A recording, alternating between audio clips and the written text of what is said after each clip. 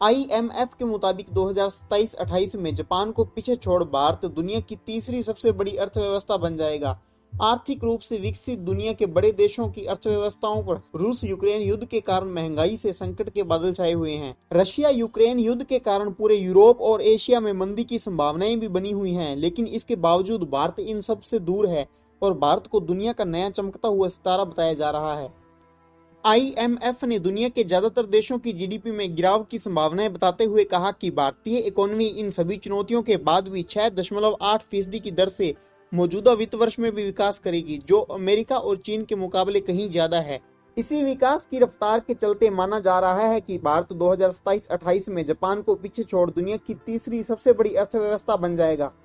अगले 2 सालों में इंडियन इकोनॉमी जर्मनी के बराबर चौथी सबसे बड़ी अर्थव्यवस्था हो जाएगी। 2021-22 में भारतीय अर्थव्यवस्था का साइज 3.18 ट्रिलियन डॉलर का था, जबकि 2021 में यूके की इकोनॉमी का आकार 3.19 ट्रिलियन डॉलर का था।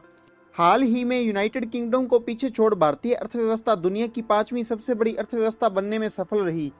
2022-23 के वित्त वर्ष में समाप्ति तक भारतीय इकोनॉमी 3.47 ट्रिलियन डॉलर हो जाएगी, तो यूके की इकोनॉमी 3.2 ट्रिलियन डॉलर ही रह जाएगी। भारत में मार्च अप्रैल से अगले 1 साल तक के समय को वित्त वर्ष माना जाता है, तो वहीं यूके में कैलेंडर ईयर को ही वित्त वर्ष माना जाता है। 2025-26 में भारतीय अर्थव्यवस्था का आकार 4.55 ट्रिलियन डॉलर का होगा, जो जर्मनी के लगभग बराबर होगा। 2021-22 में जर्मनी की इकोनॉमी भारत की इकोनॉमी से 1 ट्रिलियन डॉलर बड़ी थी, लेकिन 4 सालों में ही भारत इस फासले को खत्म कर चौथी सबसे बड़ी इकोनॉमी बनने में सफल हो सकता है। इतना ही नहीं, दुनिया की ज्यादातर इकोनॉमिक्स रिपोर्ट कई बार यह दावा कर चुकी हैं कि 2050 तक भारत अमेरिका और चीन को भी पछाड़ देगा और पूरे विश्व की सबसे बड़ी इकोनॉमी बन जाएगा।